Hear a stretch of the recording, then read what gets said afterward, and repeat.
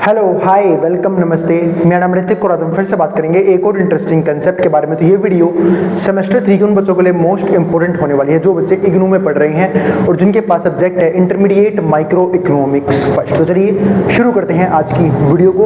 और आपका जो सब्जेक्ट कोड रहने वाला है वो है BECC 105। तो आज हम शुरू करते हैं, ठीक है, लेसन नंबर यूनिट नंबर 4 को, है ना। यूनिट नंबर 3 तक की वीडियोस मैं ऑलरेडी यूट्यूब पर अपलोड कर चुका हूँ, जिसने तक ना देखी हो पहले जाके वो वाली वीडियो जरूर देख लेना। और हमेशा हर एक टॉपिक को, हर एक वीडियो को सीरीज वाइज देखा करो ताकि हर एक कंसेप्ट टॉपिक वाइज ही क्लियर होते चले जाएं। अब हम चालू करते हैं आज का कंसेप्ट। यूनिट नंबर 4 हमारे पास है क्या? Choice under uncertainty and intertemporal choice. मैं फिर बोल रहा हूँ, ये वीडियो हाईली इंपॉर्टेंट है सिर्फ इग्नू के बच्चों के लिए, क्योंकि ये बनाई जा रही है इग्नू के स्टडी मटेरियल के अकॉर्डिंग, ठीक है। और इस कंप्लीट सीरीज के नोट्स भी ऑलरेडी प्रिपेयर हो चुके हैं with important question answer PDF। जिन बच्चों को नोट्स परचेज करने हैं वो इस नंबर पर जाए 9667836333 व्हाट्सएप करके नोट्स भी ले सकते हैं। अब हम चालू करते हैं कंसेप्ट। और जो बच्चे इस वीडियो को कॉलेज अड्डा पे देख रहे हैं तो मैं वीडियो के डिस्क्रिप्शन में इग्नू अड्डा का लिंक भी डाल दूंगा, ठीक है। जो मैंने एक नया चैनल बनाया है सिर्फ इग्नू के पर्पज से, उसको भी सब्सक्राइब कर देना और उन बच्चों में शेयर कर देना जो बच्चे आपके दोस्त, जो भी आपके दोस्त इग्नू में पढ़ रहे हो, ठीक है, उनमें शेयर कर देना ताकि उनकी भी हेल्प हो जाए। और मैं अब धीरे धीरे उस चैनल पर सारा इग्नू का कंटेंट इकोनॉमिक्स का खासकर पढ़ाने वाला हूँ, ठीक है, इकोनॉमिक्स और मैथ से रिलेटेड। अब हम चालू करते हैं कंसेप्ट। तो सबसे पहले आता है हमारा इस यूनिट नंबर 4 का लर्निंग ऑब्जेक्टिव। लेकिन उससे पहले मैं एक वर्ड के बारे में जानते हैं, अनसर्टेनिटी। हम सब जानते हैं कि लाइफ में हर एक फेज पे हमें अनसर्टेनिटी देखने को मिलती है। अनसर्टेनिटी का मतलब होता है कि जिस चीज का होना जो है ना वो फिक्स ना हो, या फिर हमें पता ना हो कि क्या क्या चीजें फ्यूचर में हो सकती हैं, चाहे वो एक प्रोड्यूसर हो उसके साथ, चाहे एक कंज्यूमर हो उसके साथ। तो आज हम उसके बारे में बात करने वाले हैं इस कंप्लीट चैप्टर के अंदर और इस चैप्टर के इंट्रोडक्शन के अंदर। तो यानी कि हमारा जो मेन पॉइंट रहेगा ना वो किसको लेकर रहेगा? अनसर्टेनिटी को लेकर रहेगा। यानी कंज्यूमर्स की लाइफ में बहुत सारी अनसर्टेनिटी आती है। जैसे अनसर्टेनिटी मतलब समझते हैं कंज्यूमर की लाइफ में कैसे कैसे आ सकती है। हो सकता है कंज्यूमर की इनकम जो है वो फिक्स ना हो, कंज्यूमर की जॉब स्टेबल ना हो, मार्केट में डिमांड में कोई कुछ चेंजेस आ जाए, है ना, मार्केट में। वैसे वो तो प्रोड्यूसर के लिए अफेक्ट करेंगी, बट हाँ मार्केट में मान लो सप्लाई में कोई दिक्कत आ जाए तो वो कंज्यूमर को भी अफेक्ट करेगी। कंज्यूमर कैसे रिएक्ट करेगा उस सप्लाई को लेके, ठीक है, या फिर क्या क्या चीज देखनी पड़ेगी कंज्यूमर को सप्लाई के अकॉर्डिंग।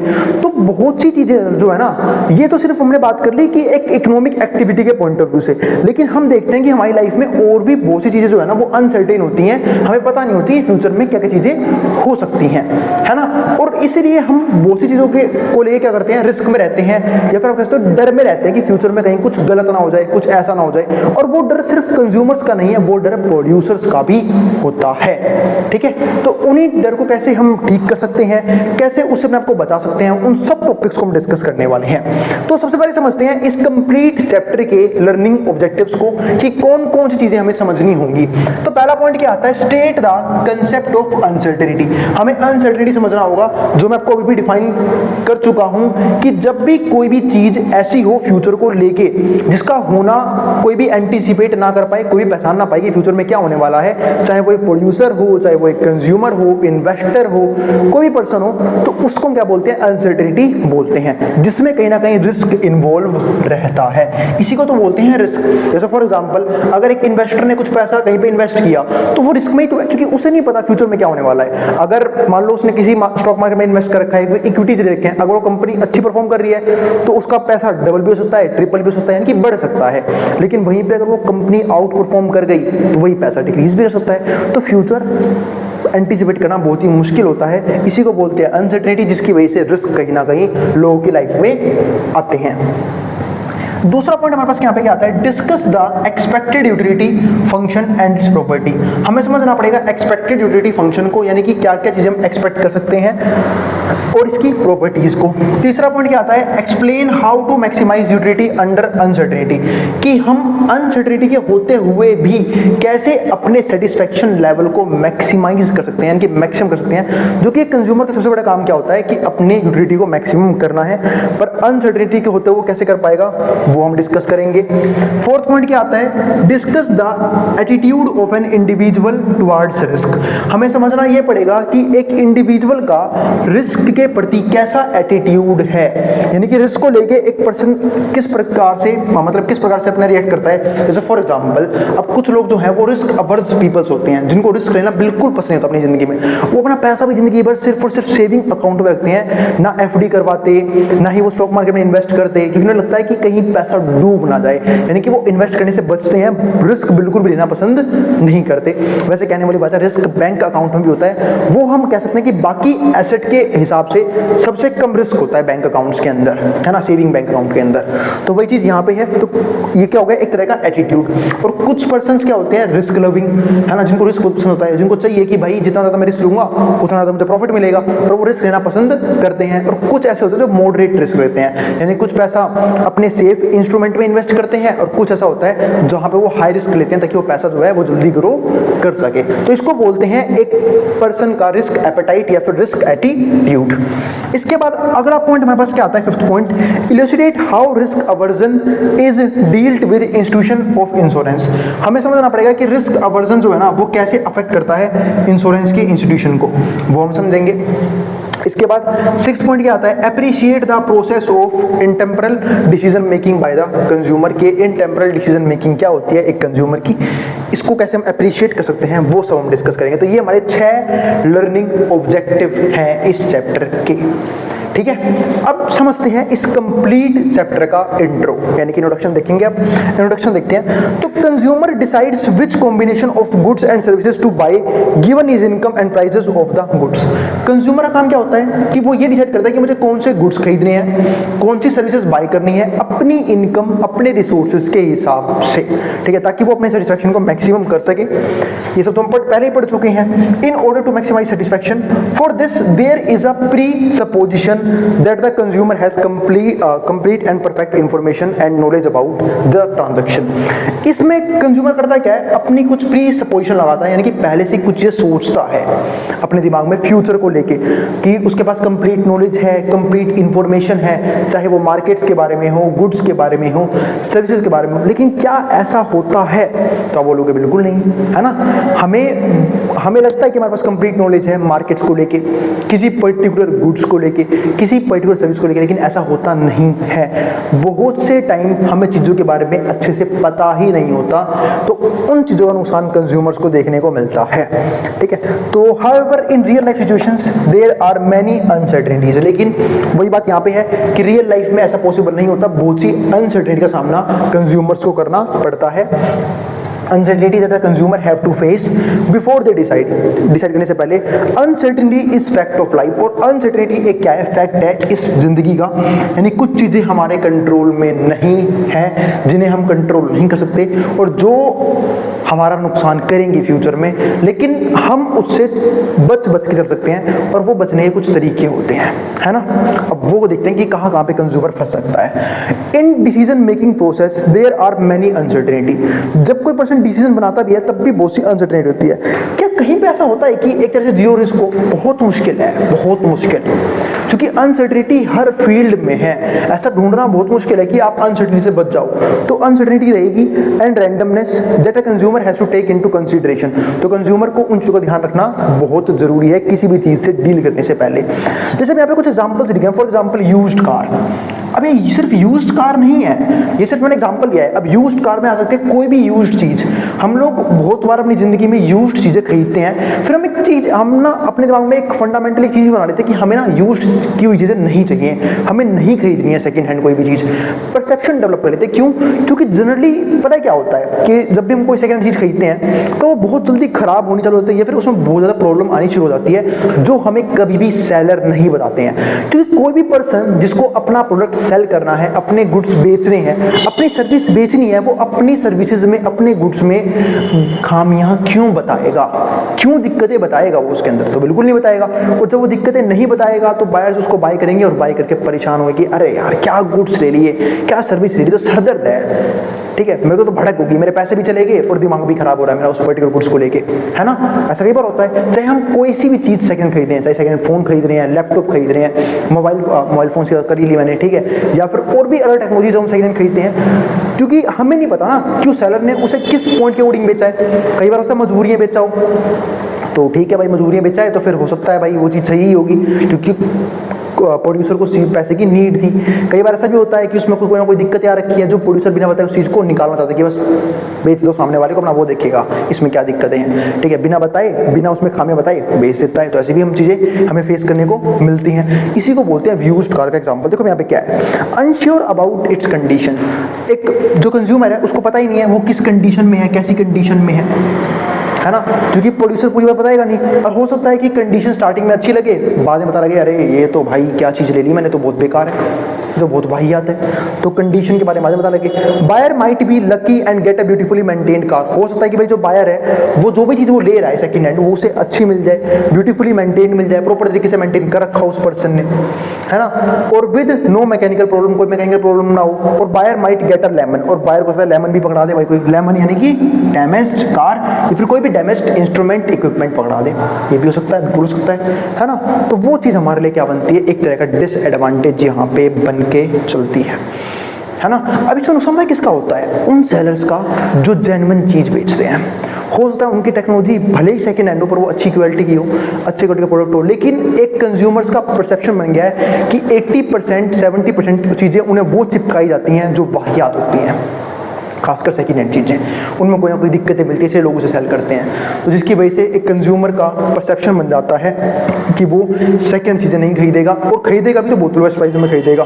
तो जिसकी वजह से, जिसकी मजबूरी भी होती है ना, आपने जनरली देखा होगा बहुत सारे ऐसे सुने होंगे, या फिर क्या पता आपकी फैमिली में भी चीज़ हुई हो, है ना, कि भाई आपको सेकेंड चीज़ सेल करनी पड़ रही है और काफ़ी कम प्राइस में सेल करनी पड़ रही है, जो कि उसमें कोई खास दिक्कत है भी नहीं, पर सिर्फ इस चीज़ के लिए क्योंकि उस सेकेंड हैंड चीज़ को कोई भी पर्सन खरीदना ही नहीं चाहता सेकेंड हैंड होने की वजह से, जिसकी वजह से जेन्युइन जो सेलर्स होते हैं उनको एक तो बायर्स नहीं मिलते भी हैं तो बहुत कम प्राइस में मिलते हैं, है ना, और मजबूरी बस उन्हें वो चीज़ उतने में बेचनी पड़ती है क्योंकि उन्हें पैसे की नीड हो सकती है। तो वही चीज़ है, ये एग्जाम्पल बना हमारा पहला एग्जाम्पल। ये सिर्फ मैंने आपको इसमें ये भी समझाया कि ये सिर्फ कंज्यूमर के लिए दिक्कत नहीं है, ये दिक्कत प्रोड्यूसर के लिए भी है, यानी कि अनसर्टेनिटी है दोनों के केस में, कंज्यूमर के केस में भी और प्रोड्यूसर के केस में भी। और ऐसा हम बहुत सी चीज़ों में देखते हैं आजकल, जो भी टेक्नोलॉजी हम यूज़ करते हैं, चाहे मैं यूज़ करते हैं, आप लोग यूज़ कर रहे होगे, देख भी रहे होगे कि जनरली टेक्नोलॉजी ना बहुत जल्दी खराब हो जाती है। और इसमें दिक्कत कंपनी वालों के साथ है, क्योंकि कंपनी वाले बहुत बड़े लेवल प्रोडक्शन करते हैं, मास लेवल प्रोडक्शन चल रहा है, और जब तक चीज़ें लोगों की खराब नहीं होंगी जल्दी तो लोग बाय क्यों करेंगे उस चीज़ को, है ना, दोबारा बाय क्यों करेंगे। तो इस आपने देखा होगा वारंटी से पहले कुछ खराब नहीं होगा, पर जैसे ही वारंटी का टाइम पीरियड खत्म हुआ वो चीज़ खराब हो जाएगी, है ना। अब इसमें मैं एक और एग्जांपल देता हूँ आपको इस चीज़ का। अब तो वैसे इस चीज़ से बचने का एक तरीका भी आ गया है। अब बात बोलोगे चलो आपने प्रॉब्लम बता दी, सोल्यूशन बता दो कि इंश्योरेंस करवा सकते हैं हम जैसे गाड़ियों को इंश्योरेंस करवाते हैं। आपने देखा होगा अब तो जो है ना छोटी से छोटी टेक्नोलॉजी का भी इंश्योरेंस होने लग गया। पता इंश्योरेंस कैसे? अरे आपने एक वर्ड सुना होगा एक्सटेंडेड वारंटी। जब आप कोई भी चीज़ प्रोडक्ट खरीदते हो, चाहे वो अमेजन पे जाओ, फ्लिपकार्ट पे जाओ, तो कोई प्रोडक्ट खरीदते हो तो वहाँ पे लिखा था एक्सटेंडेड वारंटी, है ना। तो आप जब उसे क्लेम करोगे यानी कि उसके कुछ एक्स्ट्रा पैसा पे करोगे, उसके बाद आपको 3 साल एक्स्ट्रा 4 साल की एक्स्ट्रा एक्सटेंडेड वारंटी मिल जाएगी, जिससे अगर आपको प्रोडक्ट कभी भी खराब होता है ना 4-5 साल के अंदर, तो आप उस एक्सटेंडेड वारंटी को लेके क्लेम कर सकते हो और उसे ठीक करवा सकते हो फ्री ऑफ कॉस्ट। तो एक तरह से क्या हो गया आपके प्रोडक्ट का इंश्योरेंस, है ना। तो ये हुआ इसका सॉल्यूशन। अगला पॉइंट देखते हैं अनसर्टेनिटी का। कॉलेज और यूनिवर्सिटी, जब हम बात करते हैं कॉलेज और यूनिवर्सिटी की, इस बात की क्या श्योरिटी है कि वो हमें अच्छे से पढ़ाएंगे? इस बात की क्या श्योरिटी है वहाँ पे टीचर मन लगा काम कर रहे हैं? इस बात की क्या श्योरिटी है कि वो पूरे तरीके से नॉलेजेबल हैं? ठीक है, और ऊपर से हो सकता है वो एक्सपेंसिव भी हो। ये पॉइंट मैंने लिख दिया। तो ये सब क्या है? अनसर्टेनिटी है अलग अलग कॉलेज को लेके, अलग यूनिवर्सिटीज को लेके। जैसे आप आजकल देख भी रहे होगे कि ज़्यादातर कॉलेज सिर्फ और सिर्फ आपकी थ्योरेटिकल नॉलेज को डेवलप करने में लगे हुए हैं, है ना। और स्टूडेंट्स की भी इसमें मैं दिक्कत मानता हूँ कि वो सिर्फ थ्योरेटिकल नॉलेज के पीछे पड़े रहते हैं, प्रैक्टिकल चीज़ें गेन नहीं करते हैं जो फ्यूचर में उन्हें या तो अच्छी जॉब की तरफ लेके जाएगी यानी कि स्किल्स की तरफ फोकस नहीं करते हैं। और स्किल्स अब लाइफ का मोस्ट इंपॉर्टेंट पार्ट बन गया है। और मैं, आप लोग भी कॉलेज स्टूडेंट हो, ठीक है, और मैं भी कभी कॉलेज स्टूडेंट रहा हूँ, ठीक है, अब तो वैसे मैं नहीं हूँ, ठीक है। तो कॉलेज स्टूडेंट जब भी रहा था मैं, तो हम लोग फोकस करते थे स्किल के ऊपर। क्यों करते थे? क्योंकि पता था कि भाई डिग्रीज की आने वाले टाइम में इतनी वैल्यूज नहीं बचेंगी जितनी वैल्यू स्किल की बचेगी, है ना। कि जब हम कोई स्किल गेन करेंगे उसके बेस पे हम काम कर सकते हैं अलग अलग जगह पे, है ना, अलग अलग तरह के, चाहे वो किसी भी तरह की स्किल क्यों ना हो। तो स्किल अब मोस्ट इंपॉर्टेंट पार्ट बन गया है। तो कॉलेज यूनिवर्सिटीज जो हैं वो ये भी अनसर्टेनिटी है एक तरह की कि भाई पता नहीं हमें किस तरह की कॉलेज और किस तरह की यूनिवर्सिटीज मिलेंगी। इसके बाद तीसरा पॉइंट क्या आता है? Life insurance and annuities. अब बात करते हैं लाइफ इंश्योरेंस की। जनरली पर्सन लाइफ इंश्योरेंस क्यों करवाता है? डर के मारे तो करवाता है कि भाई मान लो, जैसे मान लो मैं यंग एज में हूँ या फिर कोई और पर्सन यंग एज में है, वो लाइफ इंश्योरेंस क्यों करवाता है? और करवाना चाहिए। मेरा मानना है दो इंश्योरेंस सबसे ज्यादा कंपलसरी होते हैं, एक term insurance, term life insurance, दूसरा हेल्थ इंश्योरेंस। दोनों ही मोस्ट इंपोर्टेंट है। और क्यों करवाने चाहिए? मान लो कि मेरे ऊपर मेरी फैमिली डिपेंडेंट है किसी भी तरीके से, इनकम को लेके, किसी चीज को लेके, तो हम उस चीज को बाय करते हैं लाइफ इंश्योरेंस करके। अगर कभी भी यंग एज में कुछ भी हो जाए तो हमारी फैमिली को भले ही मेंटली सफर करना पड़े बट फाइनेंशियली सफर ना करना पड़े, है ना। मैं जानता हूँ किसी भी इंसान के जाने से मेंटली एक पर्सन जरूर सफर करता है, फैमिली जरूर सफर करती है, बट फाइनेंशियली सफर ना, वो एक लॉन्ग टर्म बर्डन बन जाता है। क्योंकि मेंटली तो आप कुछ टाइम बाद बाहर आ जाओगे उस चीज से, लेकिन फाइनेंशियली बहुत लंबे टाइम दिक्कत में फंसे रह सकते हो। तो इसलिए मेरा मानना है कि लाइफ इंश्योरेंस होना बहुत जरूरी है, ठीक है। तो ये एज अ बड़ा भाई आप एडवाइस मान लो मेरी कि लाइफ में हमेशा, खासकर वो पर्सन जो अपनी फैमिली की इनकम जनरेट करने में लगे हुए हैं, लाइफ इंश्योरेंस जरूर करवाना कि मिनिमम प्राइस में हो जाता है। हाँ, अगर आप लाइफ प्लस इन्वेस्टमेंट करवाते हो फिर तो आपको महंगा पड़ सकता है, बट टर्म इंश्योरेंस में आपसे 1 करोड़ का जो टर्म इंश्योरेंस है वो ऑलमोस्ट जो है वो 1000 के अंदर आ जाता है ना, वो चीज है। तो लाइफ इंश्योरेंस एंड एन्युइटीज, तो ये सब क्यों करते हैं? थ्रेट के हमारी तो करवाते हैं। अब मान लो मेरा भी लाइफ इंश्योरेंस में एक अमाउंट जाता है, ठीक है, क्योंकि मैं टर्म इंश्योरेंस प्लस इन्वेस्टर भी हूं, तो मेरा ज्यादा अमाउंट जाता है। तो मैं खुद सोचता हूँ यार क्या फिजूला खर्चा है, मैं तो इस वजह से मजे भी कर सकता था। लेकिन वो चीज बढ़िया है क्योंकि हम वहाँ पे फैमिली के बारे में सोच रहे हैं कि फैमिली जो है ना वो उस थ्रेट से बच के रहेगी, उस अनसर्टेनिटी से जो हमारे साथ हो सकती है उससे फाइनेंशियली तो बच सकती है। तो वही चीज यहाँ पे है, life insurance and annuities. If all the events and contingencies are well known in life, अगर सारे इवेंट्स और सारी कंटिजेंसी अच्छी तरीके से होगी लाइफ के अंदर, then there is no need for insurance. तो भाई इंश्योरेंस की जरूरत ही नहीं है। अगर सब कुछ सर्टेन है, सब कुछ पहले से पता है हमें जिंदगी में क्या होने वाला है, फिर तो लाइफ इंश्योरेंस की जरूरत ही नहीं है हमें। इन सच अ सोसाइटी हम लाइफ इंश्योरेंस क्यों करवाते हैं? डर के मारे तो करवाते हैं कि फ्यूचर का हमें नहीं पता कि कब क्या हो जाए। However when significant uncertainties are present, क्योंकि हम जानते हैं कि बहुत से इंपॉर्टेंट अनसर्टेनिटी जो है लाइफ में प्रेजेंट हैं, insurance solve the problem for such a society. और इंश्योरेंस जो है वो इस प्रॉब्लम को सोल्व करने का काम कर सकते हैं, इसलिए जनरली लोग इंश्योरेंस करवाते हुए चलते हैं। तो ये हमारा हुआ थर्ड पॉइंट। अब फोर्थ आता है इन्वेस्टमेंट्स। अब इन्वेस्टमेंट भी अनसर्टेनिटी का पार्ट ही होता है। बहुत से लोग, मैंने बोला ना, रिस्क अवर्स होते हैं, यानी कि जिन्हें रिस्क लेना बिल्कुल पसंद नहीं होता, तो वो जनरली अपने पैसे को सेविंग्स अकाउंट में रखते हैं with minimal rewards, minimal interest rate. तो some money that are going to invest in bank term deposit with minimal risk and also minimal rewards.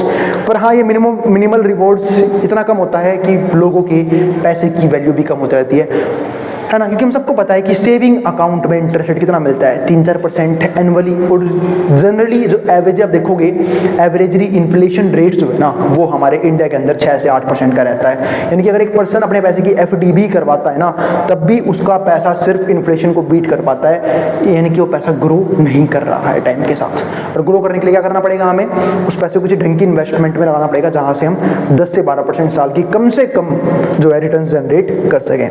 तो वही चीज यहाँ पे investment, some money that are going to be invest in bank term deposit with minimal risk and minimal rewards. और shares of stocks, कई बार हम stocks में भी इन्वेस्ट करते हैं, स्टॉक्स हो गया, म्यूचुअल फंड हो गए, बॉन्ड्स हो गए, तो with considerable risk but greater reward. तो यहाँ पे कंसीडरेबल रिस्क रहता है बट रिवॉर्ड भी क्या रहते हैं, बड़े रहते हैं। आखिरी पॉइंट, डेंजरस एक्टिविटीज में हम सब डेली लाइफ में इन्वॉल्व होते हैं, इसके लिए भी इंश्योरेंस कंपलसरी है। जैसे फॉर एग्जांपल कि भाई हम लोग देखो, अगर मान लो मुझे यहाँ से अपने घर जाना है स्टूडियो से, या फिर घर से यहाँ आना है सेंटर पे अपने वापस, तो मैं कोई व्हीकल यूज करूंगा, बाइक यूज कर रहा हूँ, गाड़ी यूज कर रहा हूँ, ठीक है। तो मेरे को अगर जाना है तो सिंपल सी बात है, एक तरह से खतरा तो है ना, बाहर खतरा है। खतरा किस चीज का है कि मैं प्रॉपर तरीके से घर पहुंच ही पाऊंगा, नहीं पहुंच पाऊंगा। इसलिए इंश्योरेंस करवाते हैं कि भाई लाइफ इंश्योरेंस है, व्हीकल का इंश्योरेंस है कि आपको एक्सीडेंट एक्सीडेंट कर दे, एक्सीडेंटल इंश्योरेंस है, हेल्थ इंश्योरेंस है ना, क्योंकि हम सब अपनी डेली लाइफ में बहुत सी डेंजरस एक्टिविटीज़ में इन्वॉल्व होते हैं और उन सारे केसेस में इंश्योरेंस कंपलसरी होता है। चाहे हम ट्रेन से ट्रैवल करते हैं, वहाँ भी इंश्योरेंस जो है वो मिलता है ना, तो बहुत सी चीज़ें हमें देखने को यहाँ पे मिलती हैं। और अगर मान लो हमने इंश्योरेंस ना करो, अब कई जने ये बोलेंगे कि भैया हमने गाड़ी ली है, हमारी गाड़ी सेफ है, ठीक है, और क्या बोलते हैं हमने अपना इंश्योरेंस भी करवा रखा है या फिर नहीं भी करवा रखा, हमें ड्राइविंग अच्छे से आती है। पर मैंने एक चीज़ मान ली कि चलो ठीक है हमें ड्राइविंग अच्छे से आती है, पर हमें क्या पता रोड पे बाकी लोग चल रहे हैं वो अच्छे से चलाएंगे, इस बात की क्या श्योरिटी है? क्योंकि कुछ बेवकूफ़ किस्म के लोग हमें देखने को मिलते हैं ड्राइविंग के केस में, जो आप कभी भी हाईवेज पे व्हीकल लेके निकलोगे आपको दिख जाएंगे, है ना। उनको फर्क नहीं पड़ता कि दुनिया कैसे चल रही है, उनको बस अपने से मतलब होता है कि भाई कितनी स्पीड में ले जाऊं, कैसे, मतलब एक होता है ना कि रैश ड्राइविंग करना, वो ड्राइविंग करते हैं हम लोग, और वो सिर्फ खतरा अपनी ज़िंदगी पे नहीं बनते, दूसरों की ज़िंदगी भी बनते हैं। और ऐसे बहुत से केसेस हाल ही में देखे गए हैं, एग्जाम्पल देने की मुझे ज़रूरत नहीं है इस केस में। तो वही चीज़ यहाँ पे है। तो उन डेंजरस एक्टिविटीज़ भी क्या करेगी, अनसर्टेनिटी है कि कुछ भी फिक्स नहीं है कि कब कौन आके आपको ठोक के चला जाए, मार के चला जाए। बहुत से केसेस ऐसे हमने देखे हैं, ठीक है, खासकर ड्राइविंग वगैरह में, फिर बाकी चीज़ों में। तो इन चीज़ों से बचने के लिए भी इंश्योरेंस क्या होता है, करवाया जाता है, यानी कि इन अनसर्टेनिटी से बचने के लिए हम जो है रास्ते ढूंढते रहते हैं। तो ये सब हुए अलग अलग अनसर्टेनिटी एक नॉर्मल लोगों के साथ, चाहे वो एक कंज्यूमर हो, चाहे वो एक प्रोड्यूसर, क्योंकि मैं यहाँ पे बात कर रहा हूँ एक इंडिविजुअल के लिए अनसर्टेनिटी किस किस तरीके की हो सकती है। तो अब हम चालू करते हैं कंसेप्ट। तो कंसेप्ट क्या था, representation of uncertainty probability distribution. तो पहले समझते हैं इस अनसर्टेनिटी वर्ड को, बस तो मैं डिस्कस कर चुके हैं, क्योंकि अनसर्टेनिटी का सिंपल सा मतलब होता है, इसको हिंदी में बोलते हैं अनिश्चितता। मतलब जब कोई भी चीज़ फिक्स ना हो, जिसका होना प्रिडिक्ट ना किया जा सके, उसको हम क्या बोलते हैं, अनसर्टेनिटी भी बोलते हैं, है ना। वो चीज़ अच्छी भी हो सकती है, वो चीज़ बुरी भी हो सकती है। हम सब कहीं ना कहीं फ्यूचर के बारे में कुछ ना कुछ सोचते हैं, और वो फ्यूचर में होने वाली चीज़ हमारी लाइफ में अच्छी भी हो सकती है और बुरी भी हो सकती है। लेकिन अगर अच्छी होगी तो हमें उस अपॉर्चुनिटी का बेनिफिट कैसे लेना है, और अगर वो चीज़ बुरी हुई तो हमें उसे कम से कम रिस्क लेके उससे बचना कैसे है, वो हम सीखते हैं इस टॉपिक के अंदर। तुम सब जानते हैं अनसर्टेनिटी है सबके साथ है, चाहे वो इकोनॉमी के अंदर एक प्रोड्यूसर हो, कंज्यूमर हो, इन्वेस्टर हो, कोई भी इंडिविजुअल हो, उसकी लाइफ में अनसर्टेनिटी जरूर होती है। यानी कि हम हर चीज को फ्यूचर के एंटीसिपेट नहीं कर सकते। अब बात यह आती है कि भैया अगर हम फ्यूचर की चीज़ों को पूरी तरीके से प्रिडिक्ट नहीं कर सकते, एंटीसिपेट नहीं कर सकते, तो हमें क्या करना चाहिए, हमें यहाँ पे निकालने चाहिए उस इवेंट के अक्कर करने के चांसेस, और जिसको हम क्या बोलते हैं, प्रोबेबिलिटी बोलते हैं। प्रोबेबिलिटी का सिंपल सा मतलब क्या होता है, पॉसिबिलिटी ऑफ एन इवेंट, कि एक इवेंट के होने की पॉसिबिलिटी क्या होती है, चांसेस क्या होते हैं, यानी किसी भी चीज़ के होने की संभावना क्या होती है ना। जैसे कि मान चलो एक, अगर मैं कंज्यूमर के पॉइंट ऑफ व्यू से देखूँ, तो हम कंज्यूमर क्या ये सोचते हैं कि भाई मैं प्रोडक्ट जो है वो दिवाली पे खरीदूंगा, क्यों, क्योंकि दिवाली पे ऑफर्स आएंगे, इसका प्राइस सस्ता हो जाएगा, है ना। और अगर हमें फ्यूचर में ऐसा लगता है, हमारी एक्सपेक्टेशन ये कहती है कि फ्यूचर में उस चीज़ के प्राइस बढ़ने वाले हैं, तो हम उसकी डिमांड अभी ही चालू कर देते हैं, हम पहले से ही कंज्यूम करना चालू कर देते हैं, या फिर पहले से ही खरीद के रख लेते हैं। ऐसा करते नहीं करते हैं। तो यही तो होती है प्रिडिक्शंस फ्यूचर को लेके। लेकिन बात ये प्रिडिक्शन भी तरीके से की जाती है, क्योंकि अगर वो प्रिडिक्शन फेल हुई तो हमारा नुकसान भी हो सकता है। इसलिए हम समझते हैं कंसेप्ट ऑफ प्रोबेबिलिटी, यानी कि हम उस अनसर्टेनिटी वाले इवेंट के होने के चांसेस निकाल लेते हैं, प्रोबेबिलिटी निकाल लेते हैं, जिससे कहीं ना कहीं हम उस इवेंट से अपने आप को रिकवर कर सकते हैं, बचा सकते हैं, और अगर वो अपॉर्चुनिटी है तो उसका फायदा उठा सकते हैं। तो वही चीज़ होती है। तो इसके लिए हम क्या समझते हैं, प्रोबेबिलिटी डिस्ट्रीब्यूशन, यानी कि प्रोबेबिलिटी डिस्ट्रीब्यूट किस तरीके से किया जाता है। तो चलो ये डिस्कस करते हैं कि प्रोबेबिलिटी डिस्ट्रीब्यूशन किस तरीके से होता है। तो how does uncertainty affect consumer decision making, एक अनसर्टेनिटी कंज्यूमर की डिसीजन मेकिंग को कैसे अफेक्ट करता है। तो जो हम बात कर रहे हैं कंज्यूमर्स की, तुम सबको पता है कंज्यूमर का काम क्या होता है, कंजप्शन करना, और कंज्यूमर की लाइफ में अलग अलग प्रकार की, है ना, भिन्न भिन्न प्रकार की अनसर्टेनिटी आ सकती है। वो कौन कौन सी है, उसे हो लग सकता है कि भाई फ्यूचर में उसकी इनकम कम होने वाली है। ये भी हो सकता है कि वो ये सोचे कि भाई फ्यूचर में जो है प्राइस बढ़ जाएंगे, तो क्यों ना मैं अभी से ही डिमांड करना चालू कर दूं। हो सकता है वो ये सोचे कि फ्यूचर में प्राइस गिरेंगे, या फिर कुछ ऑफर्स मिल सकते हैं, कुछ डिस्काउंट मिल सकते हैं, तो वो उस टाइम पे डिमांड को बढ़ाएगा, अभी डिमांड नहीं करेगा। जैसे for example generally middle class के लोग कुछ नई चीज़ों को बाय करना पसंद करते हैं दिवाली के टाइम पे, क्योंकि दिवाली टाइम पे अलग अलग सेल्समैन अलग अलग तरीके से ऑफर्स प्रोवाइड करते हैं, है ना, उस चीज़ का बेनिफिट लेने के लिए। तो ये सब चीज़ें कौन सोचता है, कंज्यूमर सोचता है। और ये सब क्या है, अनसर्टेनिटी है। अनसर्टेनिटी मतलब जरूरी थोड़ा ना वो चीज़ हो, कंज्यूमर ऐसा सोच रहा है, इसलिए ये अनसर्टेन होती है, यानी कि फिक्स नहीं है, वो चीज़ होगी ही होगी, है ना। पर कंज्यूमर भी बेवकूफ़ तो है नहीं, वो ये सब चीज़ें क्यों सोचता है? क्योंकि उसने पास्ट में ऐसे इवेंट्स देखे हुए हैं और वो जानता है इस इवेंट के होने के चांसेस क्या हैं, ठीक है। उसके बेस पे कंज्यूमर भी रिएक्ट करता है और इसी को हम यहाँ पे प्रोबेबिलिटी का नाम दे देते हैं। तो वही चीज़ यहाँ पे देखो, तो in the presence of uncertainty we have what is called probability of occurrence of an event. तो जब हम बात करते हैं अनसर्टेनिटी की, तो हमारे पास एक चीज़ है कि हम यहाँ पे निकाल सकते हैं प्रोबेबिलिटी किसी भी पर्टिकुलर इवेंट के अकर करने की। If there is complete information about the probability of occurrence, अगर हमारे पास कंप्लीट इंफॉर्मेशन है प्रोबेबिलिटी ऑफ अकरेंस की वो चीज़ होगी of an event, we construct a probability distribution. तो हम एक प्रोबेबिलिटी डिस्ट्रीब्यूशन टेबल बना सकते हैं जो मैथ्स के बच्चों को काफ़ी बेहतरीन तरीके से आती होगी, है ना। काफ़ी बार तो मैंने भी इसे अलग सीरीज में सिखाया हुआ है। तो probability distribution shows the likelihood that a given random variable will take up. इसका मतलब किसी भी रैंडम वेरिएबल यानी कि किसी भी इवेंट के होने के चांसेस क्या होते हैं, कितनी बार वो अकर कर सकता है, उसको मैं क्या बोलते हैं, उसका प्रोबेबिलिटी डिस्ट्रीब्यूशन बोलते हैं any of the given values, है ना। जैसे आपको एग्जांपल देता हूँ, अगर मैंने एक सिक्का उछाला 2 बार, तो क्या आपको पता है total number of sample space कितने बनेंगे? नहीं पता, मैं बता देता हूँ। Total number of sample space बनेंगे या तो सब दोनों बार हेड आ जाए, है ना। हो ये भी सकता है कि पहली बार हेड आए अगली बार टेल आ जाए, हो ये भी सकता है कि पहली बार टेल फिर हेड, हो सकता है कि दोनों बार क्या आ जाए, टेल आ जाए। तो ये हमारे क्या बनते हैं, सैंपल स्पेस किसी भी इवेंट के, सॉरी किसी भी इवेंट बोल रहा हूँ, सिक्के को 2 बार उछालने के। अगर मैं ऐसे रैंडम वेरिएबल x चूज करूँ, यानी कि मैं मान लेता हूँ नंबर ऑफ हेड क्या है, मेरे रैंडम वेरिएबल x है। आप किसी भी इवेंट को रैंडम वेरिएबल x मान सकते हैं। मैं नंबर ऑफ हेड्स को रैंडम वेरिएबल x मान रहा हूँ, तो नंबर ऑफ हेड हो सकता है कि इस केस में एक बार भी हेड ना आए, 0 बार हेड आए, हो ये भी सकता है कि 1 बार हेड आ जाए, हो ये भी सकता है कि 2 बार हेड आए। तो इसको बोलते हैं रैंडम वेरिएबल x। अब इसकी प्रोबेबिलिटी, ठीक है, अब एक बार भी हेड ना आया, इस बात की प्रोबेबिलिटी क्या है, एक बार भी हेड नहीं आया, इसका मतलब दोनों बार टेल आया होगा, और इसकी प्रोबेबिलिटी क्या है, 1/4।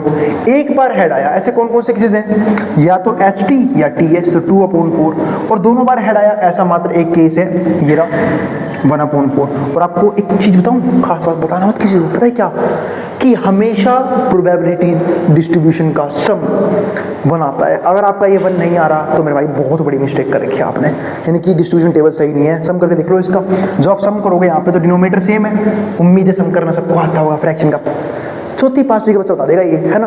तो डिनोमिनेटर सेम है, तो ऊपर वाले देखने हैं हमें सिर्फ यहाँ पे, है ना।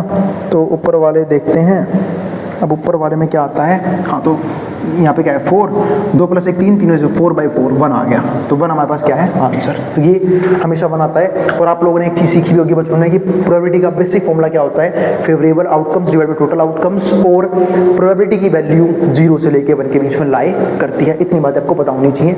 और 0 कब होती है, जब इवेंट इम्पॉसिबल हो, यानी कि जिसका होना असंभव हो। जैसे संडे के बाद ट्यूसडे आएगा, अरे मंडे कहाँ गया, तो ऐसा पॉसिबल नहीं है, तो वो क्या हो जाएगा हमारे पास इम्पॉसिबल इवेंट। और कुछ होते हैं सर्टेन इवेंट जिसका होना निश्चित हो, है ना, वो अनसर्टेनिटी नहीं है, वो सर्टेन है, उसका होना पक्का है। जैसे कि जनवरी का फरवरी का आना, 1 तारीख के बाद 2 तारीख का आना, है ना, 1 बजे के बाद 2 बजे का बजना, ठीक है। ये सब क्या है, सर्टेन इवेंट्स हैं जिसका होना क्या है, कंफर्म है, पक्का है। संडे के बाद मंडे का आना, तो ये सब कुछ इवेंट्स हैं तो जिनकी प्रोबेबिलिटी क्या होती है, 1 होती है, और बाकी सबकी प्रोबेबिलिटी इनके बीच में लाई करती है। तो वहीं पे देखो, अब यहाँ पे हमने एक एग्जांपल लिया था। एग्जांपल क्या है हमारे पास, ये probability distribution of an individual salary hike.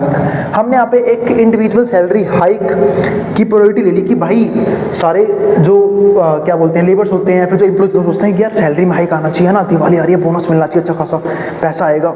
तो अब वो किस तरीके से कंप्यूट करते हैं, उसका एक तरीका होता है। अब हम बोलते हैं जब कि हाइक 0 है, यानी कि कोई हाइक नहीं होगी, कोई सैलरी नहीं बढ़ाई जाएगी, तो इसकी प्रोबेबिलिटी क्या है 0.1।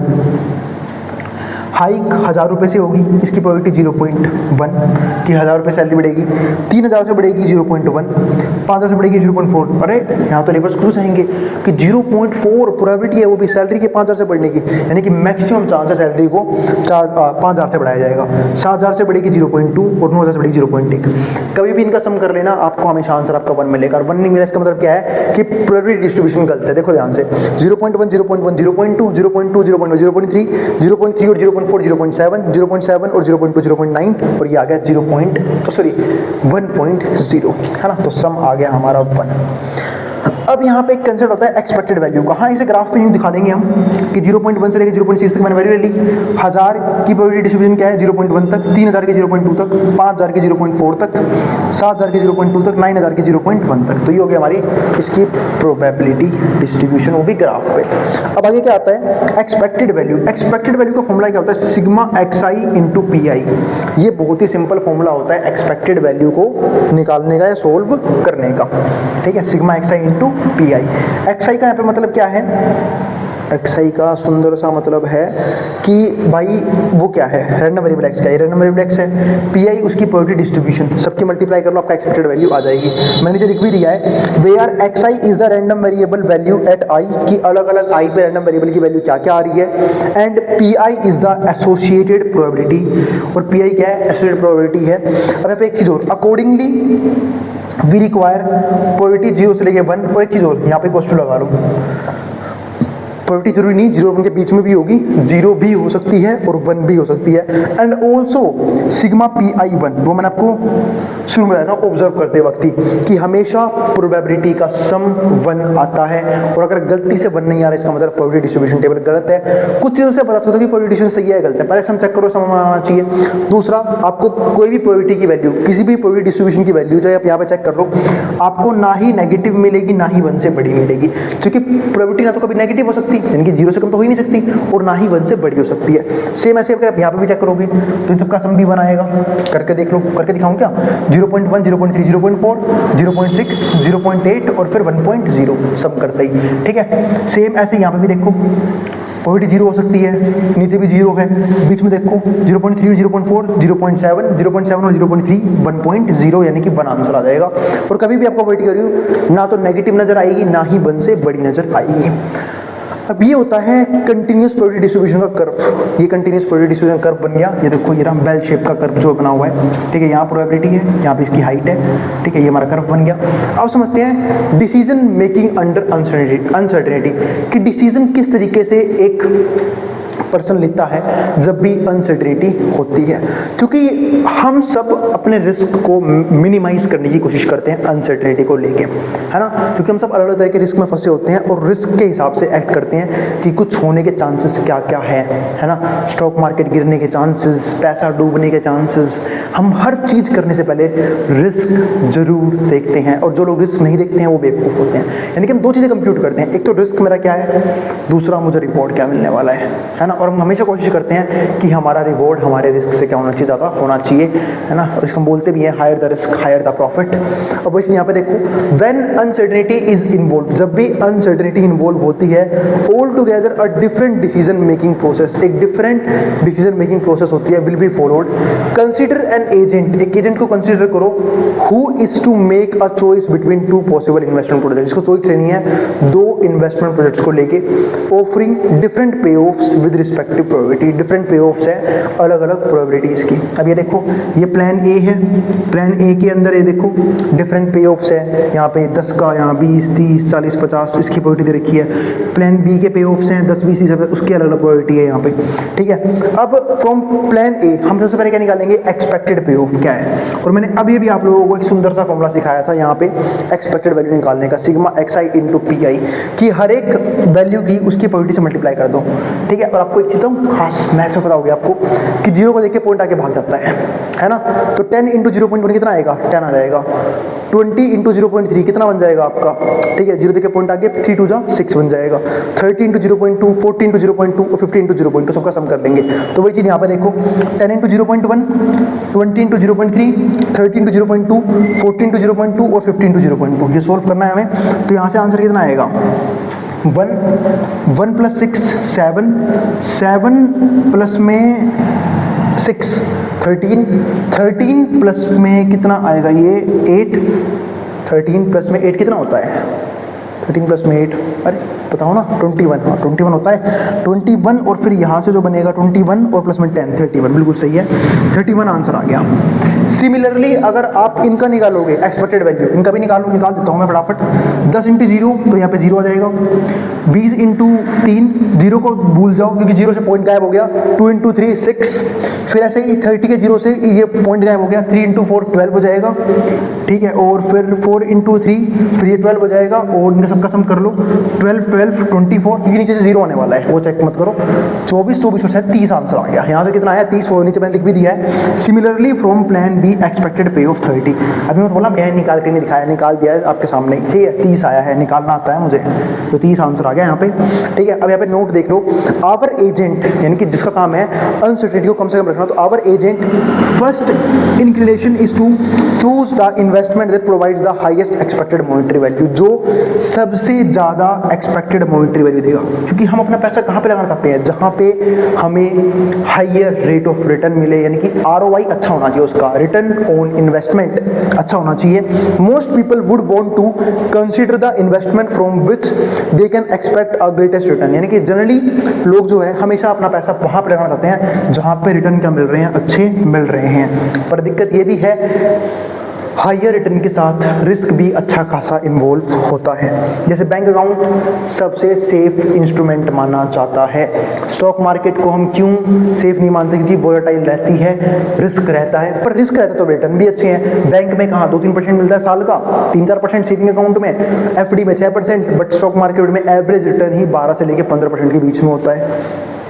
On such basic our agent will choose plan A, तो हमारा एजेंट प्लान ए चूज करेगा because it's expected pay off value is greater than expected pay off value than B, क्योंकि बी पे ऑफ ज़्यादा मिल रहा है और ए पे ऑफ कम मिल रहा है, यानी कि बेनिफिट इन्वेस्टमेंट का ज़्यादा कहाँ पे है, ए में, बी में वैल्यू कम है।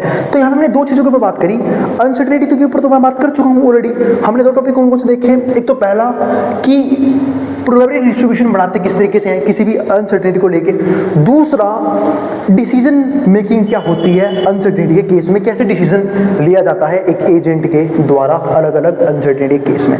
तो उम्मीद है आपको दोनों चीजें समझ में आ चुकी हैं। अब हम देखते हैं कंसेप्ट क्या है। तो हमारे पास जो आज का कंटेंट है वो है रिस्क। आप समझ सकते हो कि रिस्क जो है वो हमारा आज का मोस्ट इंपोर्टेंट टॉपिक होने वाला है, और हमें पढ़ना है एटीट्यूड टुवर्ड्स रिस्क, यानी कि हर एक कंज्यूमर का जो रिस्क लेने का तरीका है या फिर जो एटीट्यूड है वो किस प्रकार का होता है। हम सब जानते हैं हम अपनी जिंदगी में अलग अलग प्रकार के रिस्क में इन्वॉल्व होते हैं। क्यों?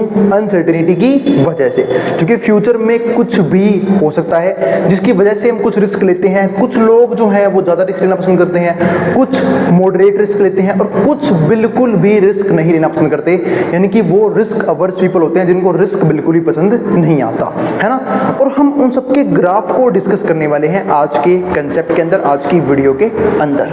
तो एक एक करके शुरू करते हैं आज के टॉपिक को। तो पहले आज क्या आता है एटीट्यूड टुवर्ड्स रिस्क में, how does an individual decide when facing risk, कि एक इंडिविजुअल कैसे डिसाइड करता है कि वो अब एक रिस्क ले रहा है ना। जब एक कंज्यूमर किसी भी तरह की एक्सपेक्टेशन रखता है फ्यूचर को लेके कि फ्यूचर में प्राइस कम होंगे, फ्यूचर में प्राइस बढ़ेंगे, फ्यूचर में डिमांड कम होगी, फ्यूचर में सप्लाई कम होगी, फ्यूचर में डिमांड बढ़ेगी, फ्यूचर में सप्लाई बढ़ेगी, ये सब जो है ना वो कहीं ना कहीं कंज्यूमर की कुछ प्रॉब्लम्स होती हैं कंजप्शन को लेके। और ये तो बात करें कंज्यूमर की, ऐसे ही इन्वेस्टर्स की लाइफ में एज ए इंडिविजुअल भी बहुत से रिस्क आते हैं कि फ्यूचर में जब मैं जहां पे भी इन्वेस्टमेंट कर रहा हूं उसके जो रेट है वो बढ़ेंगे, या फिर होता है कि भाई ROI रिटर्न ऑन इन्वेस्टमेंट वो कम हो जाए, उसके हिसाब से जो है हम क्या करते हैं इन्वेस्टमेंट करते हैं। और इन्वेस्टमेंट भी रिस्क अलग अलग जगह पे अलग तरह के इन्वॉल्व होते हैं, क्योंकि इन्वेस्टमेंट के बहुत सारे इंस्ट्रूमेंट हैं है ना। हम रियल एस्टेट में पैसा डाल सकते हैं, डेट फंड्स हो गए, म्यूचुअल फंड हो गए, स्टॉक मार्केट हो गई, बैंक हो गई, FDs हो गई, रियल एस्टेट हो गया। तो बहुत सी जगह है जहां पे हम अपना पैसा इन्वेस्ट करते हैं, और एक इन्वेस्टर या फिर एक कंज्यूमर अपने रिस्क को देखते हुए अपने पैसे को इन्वेस्ट करता है। जिसको रिस्क ज्यादा पसंद है तो उसे प्रॉफिट ज्यादा मिलेगा, और जो रिस्क अवर लोग हैं जिन्हें रिस्क लेना बिल्कुल भी पसंद नहीं है तो उनका रिटर्न भी क्या रहेंगे, उनके रिटर्न्स भी क्या रहेंगे, कम रहेंगे उन लोगों से जिन लोगों ने अपनी लाइफ में रिस्क लिया है। ठीक है, क्योंकि हम एक डायलॉग बोलते हैं ना काफी बार, higher the risk higher the profit. अब आगे समझते हैं। तो ये तो कोई बात कि इंडिविजुअल को कैसे पता कि वो रिस्क फेस कर रहा है। Assuming that the decision making bye such an individual is rational, हम ये बात यहाँ पे मान के चलते हैं कि जो भी डिसीजन एक इंडिविजुअल पर्सन ले रहा है वो क्या है, वो रैशनल है, यानी कि समझदार पर्सन है जो डिसीजन ले रहा है। His attitude towards risk can be ascertained, जो उसका एटीट्यूड है रिस्क को लेके वो एसर्टेन है, तो उसे नहीं पता क्योंकि अनसर्टेनिटी है ना। अब उसे नहीं पता उसका रिस्क जो है वो किस तरीके से उसके फेवर में रहेगा, उसने जो डिसीजन लिया है वो क्या उसके फेवर में रहेगा रहेगा नहीं रहेगा, क्या पता फ्यूचर में रिस्क जहां होता है रिस्क कम है वहां पर रिस्क बढ़ जाए। बहुत सी दिक्कतें आती हैं एक कंज्यूमर जब अनसर्टेनिटी के बारे में सोचता है तो। और हाँ, एक और इंपॉर्टेंट बात बोल दूं कि भाई जो बच्चे इस वीडियो को कॉलेज अड्डा पे देख रहे हैं वो प्लीज जाके इग्नू अड्डा को भी सब्सक्राइब कर लेना। उसका लिंक मैं डाल दूंगा इस वीडियो के डिस्क्रिप्शन में, वहां पर जाके आप इग्नू अड्डा को सब्सक्राइब कर सकते हो, क्योंकि फ्यूचर में ये इग्नू की वीडियो सिर्फ और सिर्फ इग्नू अड्डा पे ही रहेंगी। कॉलेज अड्डा से मैं इसे प्राइवेट कर दूंगा, क्योंकि यहाँ पे सिर्फ उन बच्चों के लिए वीडियोज रहेंगी जो डीयू में पढ़ रहे हैं या फिर सोल में पढ़ रहे हैं। आई बात समझ में? तो इस बात का जरूर ध्यान रखना, ठीक है। और प्लीज़ उस चैनल को थोड़ा सपोर्ट भी कर देना ताकि वहाँ के भी जो है सब्सक्राइबर्स बढ़ जाएं, और उन बच्चों में शेयर भी कर देना जो बच्चे इग्नू में पढ़ रहे हैं सेम सब्जेक्ट को लेके। अब बढ़ते हैं आगे। अब क्या आता है concept of expected utility function. हमें समझना पड़ेगा कि एक्सपेक्टेड यूटिलिटी फंक्शन किस तरह की होती है, to see how rational decisions are made in the face of risk, जिससे एक कंज्यूमर एक रैशनल डिसीजंस को बना सकता है, यानी कि समझदारी से अपने डिसीजन को बना सकता है ताकि वो रिस्क को फेस कर सके।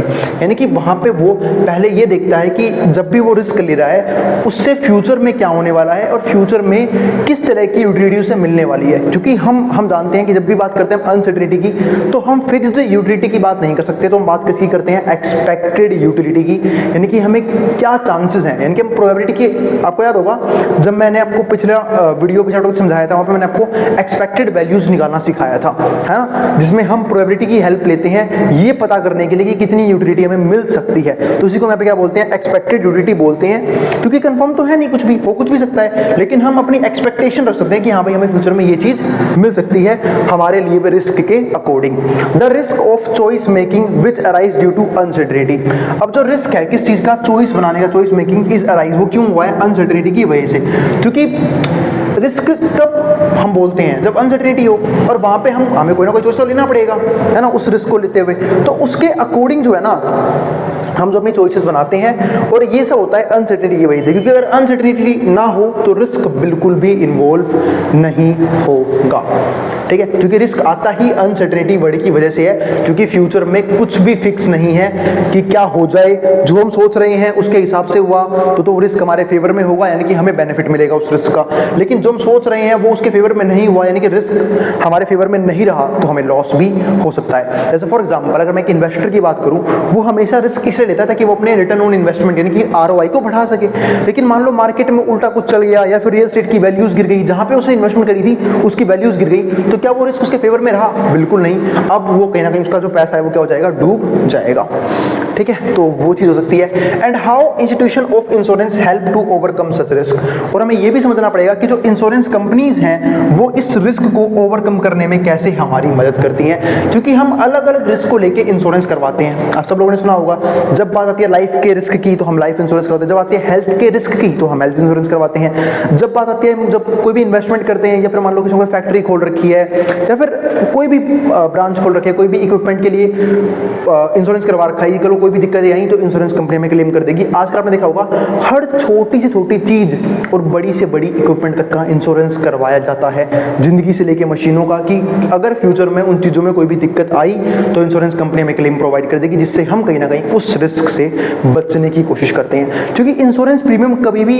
एक रीजनेबल प्रीमियम नहीं होता, यानी कि वो एक कंज्यूमर भरना नहीं चाहता, लेकिन सिर्फ कुछ रिस्क के इन्वॉल्व होने की वजह से वो भरता है ना, ताकि उसकी फैमिली सिक्योर रहे, उसका बिजनेस सिक्योर रहे। फॉर एग्जांपल अगर मैं एक फार्मर की बात करूं तो एक फार्मर जो है, जो वो खेती करता है, जो भी वो क्रॉप उगा रहा है, उसकी भी इंश्योरेंस करवाता हुआ चलता है कि अगर किसी भी तरह की दिक्कत आ गई, कोई भी नेचुरल कैलेमिटी आ गई, कोई सूखा पड़ गया, मान लो बाढ़ आ गई, फसल बर्बाद हो गई, है ना, जैसे फॉर एग्जाम्पल इस समय पंजाब में देख रहे होगे कैसी सिचुएशन चल रही है, ठीक है। तो ऐसे केस में क्या होता है कि जो फार्मर है वो भी अपने क्रॉप्स का इंश्योरेंस करवा लेता है, ताकि अगर फसलों में कोई दिक्कत आई तो उसे इंश्योरेंस क्लेम के जरिए वो उस रिस्क से बच सकता है। तो हमें ये भी समझना पड़ेगा कि इंश्योरेंस कंपनीज कैसे इन रिस्क को ओवरकम करने में हमारी हेल्प करती है। अब वर्ड क्या आया, रिस्क। अब रिस्क समझते हैं, रिस्क होता क्या है। तो risk is generally perceived as the possibility of facing a misfortune और लॉस। तो रिस्क को हम क्या बोलते हैं कि यहाँ पे हम एक पॉसिबिलिटी रखते हैं, इनकी एक संभावना होती है कि फ्यूचर में हमें किसी तरह का मिसफॉर्चून का सामना करना पड़ सकता है, या फिर किसी तरह का लॉस का सामना करना पड़ सकता है। उसी को हम यहाँ पे क्या बोलते हैं, रिस्क बोलते हैं। अब वो रिस्क चाहे लाइफ का हो, चाहे हेल्थ का हो, चाहे किसी भी इक्विपमेंट का हो, तो उसे हम क्या बोलते हैं, यहाँ पे रिस्क बोलते हैं। और इसको लेके ही पर्सन रिस्क को लेके अलग तरह के डिसीजंस बनाते हैं। In other words, it is a potential that a choice और a decision made will bring an undesirable outcome. इसका मतलब यही होता है कि जब भी हम या तो कोई चॉइस लेते हैं या फिर किसी तरह का डिसीजन लेते हैं तो उससे एक अनडिजायरेबल आउटकम भी आ सकता है। जरूरी नहीं हमने जो रिस्क लिया है, हमने जो चॉइस लिया है वो हमारे लिए सही ही हो, उसका पता हमेशा फ्यूचर में लगता है। अगर वो फ्यूचर में वो रिस्क मतलब हमारे लिए बढ़िया रहा, हेल्पफुल रहा, अगर हम उससे ग्रो कर गए तो रिस्क हमारे लिए बढ़िया रहा। लेकिन अगर उसी रिस्क ने हमें डुबा दिया तो रिस्क हमारे लिए क्या रहा, खराब रहा। तो अनडिजायरेबल आउटकम आ सकता है किसी भी डिसीजन के अंदर और किसी भी चॉइस के अंदर। इसी को यहाँ पे क्या बोलते हैं, रिस्क बोल के चलते हैं। Like your decisions to be drive a car on road. अगर मान लो हमने डिसीजन लिया कि हमें कार ड्राइव करेंगे रोड पे, involves the risk of your car meeting an accident. तो यहाँ पे एक रिस्क तो इन्वॉल्व होता ही है कि हम जो है हो सकता है हमारा एक्सीडेंट हो जाए एंड हेंस इनकरिंग डैमेज और लॉस, तो डैमेज भी हो जाए और लॉस भी हो जाए।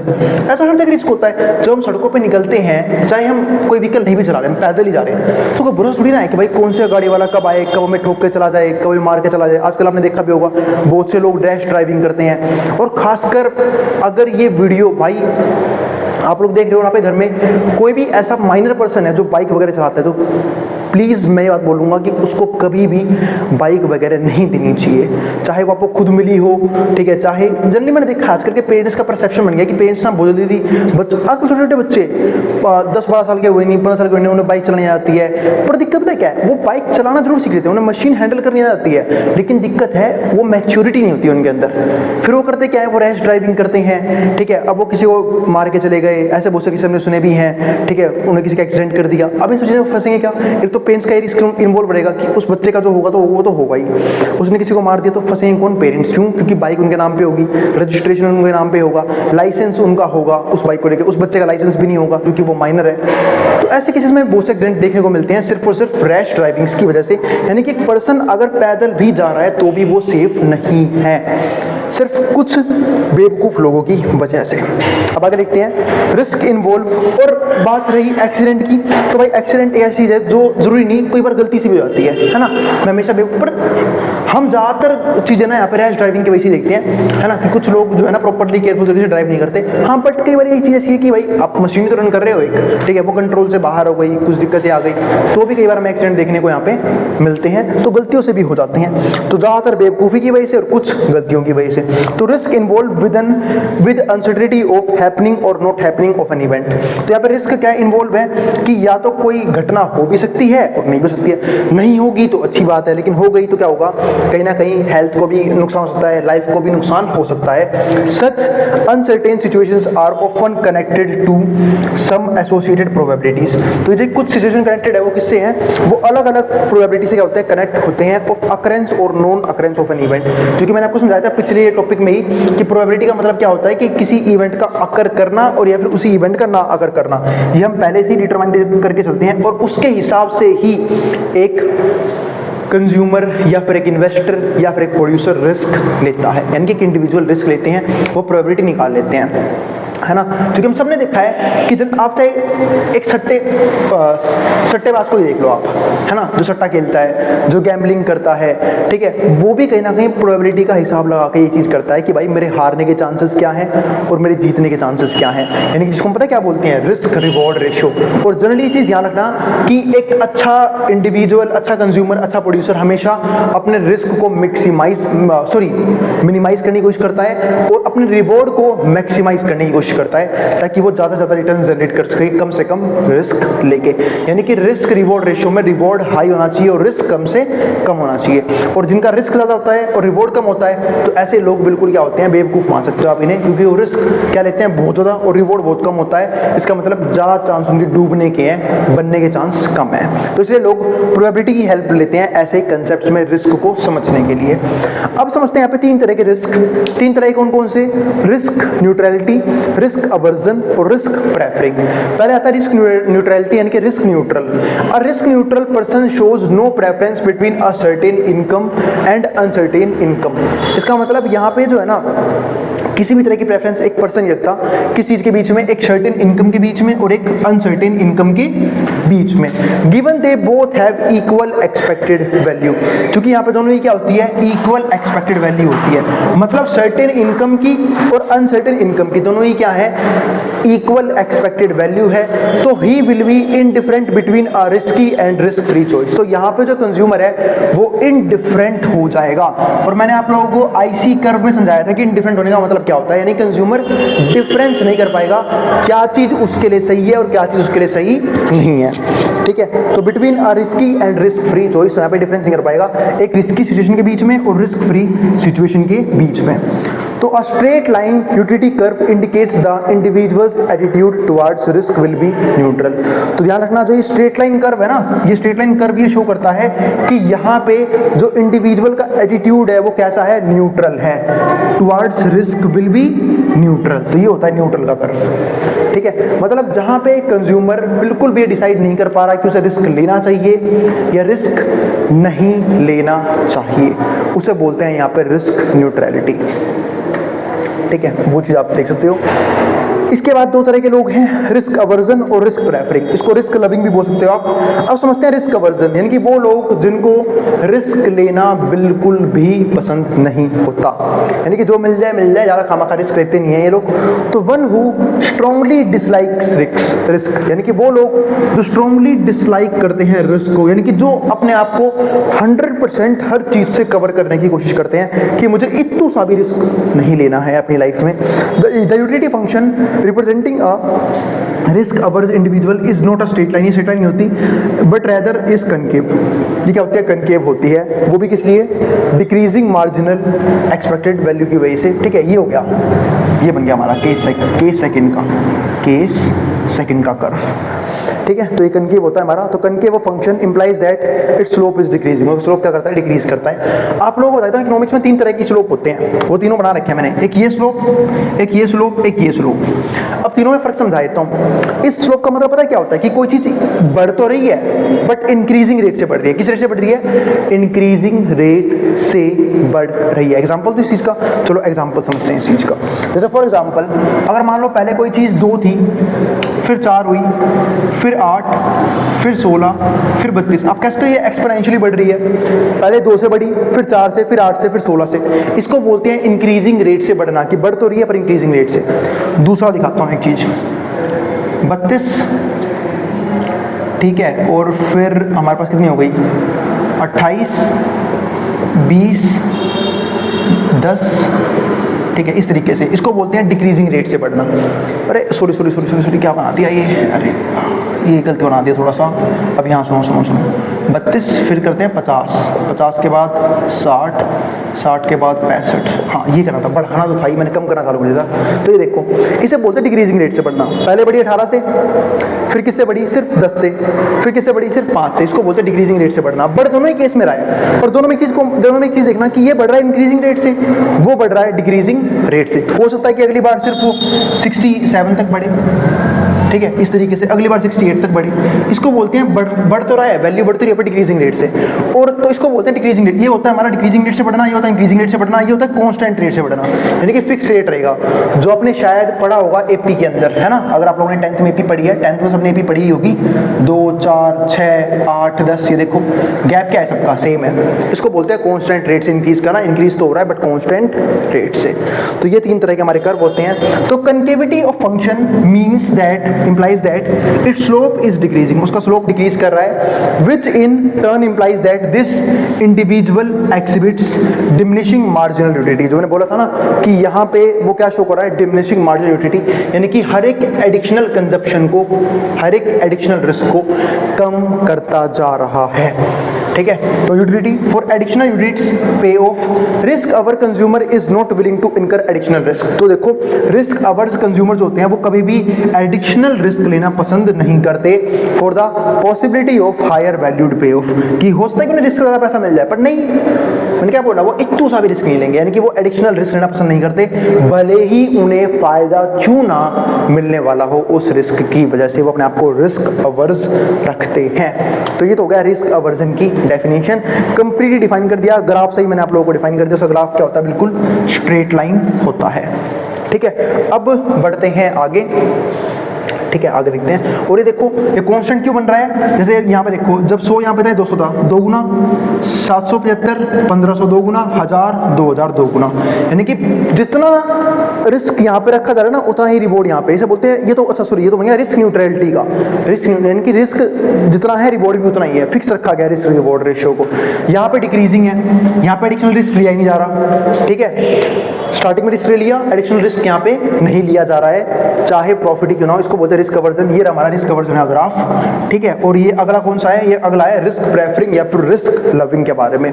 तो this individuals are called risk lovers, इन्हें बोलते हैं रिस्क लवर्स, जिन्हें रिस्क लेना पसंद होता है, यानी कि वो अच्छा प्रॉफिट जनरेट करने के लिए बहुत बार अपनी जिंदगी में रिस्क लेना पसंद करते हैं।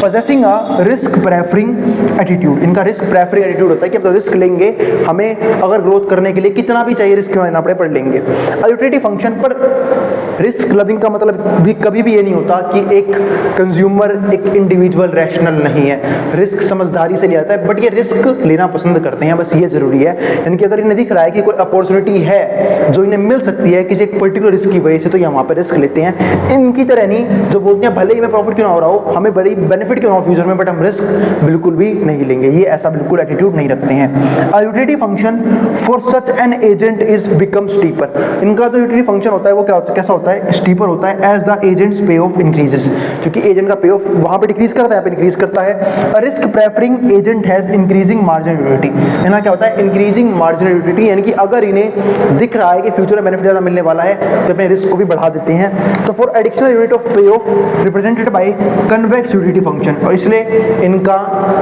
इंक्रीजिंग स्लोप होने की वजह से कन्वेक्स यूटिलिटी फंक्शन होता है। देखो ये कन्वेक्स यूटिलिटी फंक्शन, ये वाला, ठीक है, ग्राफ। तो ये हमारा ग्राफ बन गया तीनों का, मैंने आपको टॉपिक समझा दिया, रिस्क क्या होता है, ठीक है, रिस्क की तरफ एटीट्यूड कैसा होता है, और कौन से 3 प्रकार के लोग होते हैं, चाहे वो रिस्क न्यूट्रलिटी हो, रिस्क अवर्जन हो और रिस्क प्रेफरिंग हो। उम्मीद है आपको यहाँ तक का सारा कंसेप्ट समझ में आ गया है। अब हम मिलेंगे अगली वीडियो में जहाँ पे मैं आपको ये समझाऊंगा कि रिस्क का इंश्योरेंस से क्या रिलेशन होता है और कैसे लोग इंश्योरेंस लेके अपने रिस्क को कम से कम करने की कोशिश करते हैं, और इंश्योरेंस लेने का इस समाज पे क्या नेगेटिव इंपैक्ट पड़ता है। बहुत बड़ी इंश्योरेंस का नेगेटिव इंपैक्ट भी होता है, बिल्कुल होता है, उसकी बात हम करेंगे आने वाली वीडियोस के अंदर, आने वाले टॉपिक्स के अंदर।